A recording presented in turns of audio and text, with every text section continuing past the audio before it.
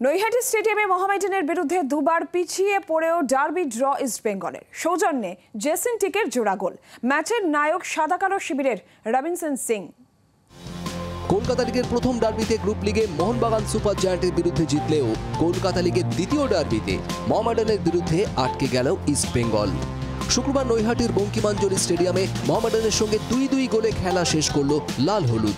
অক্ষত রাখল অপরাজিত তকমা। সুপার সিক্সের তালিকায় 6 নম্বরে মোহামেডান। সাদা কালো ব্রিগেডের খেতাব জয়ের কোনো সম্ভাবনা নেই, তাই অনেক খোলা মনে খেলতে নেমে 21 মিনিটে মোহামেডানকে এগিয়ে দেন বামিয়া সামাদ। তবে বিরতির আগেই ম্যাচে সমতা ফেরায় লাল হলুদ। 40 মিনিটে গোল করেন জেসিন টিকে। বাইরে যাওয়া একটি বল তার পায়ে লেগে গোলে ঢুকে যায়।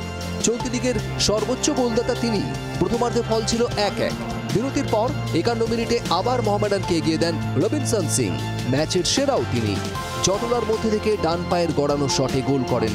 দ্বিতীয় গোলের পর আক্রমণ বাড়ায় মোহামেডান, কিন্তু 76 মিনিটে 2-2 করেন কেরালের স্ট্রাইকার।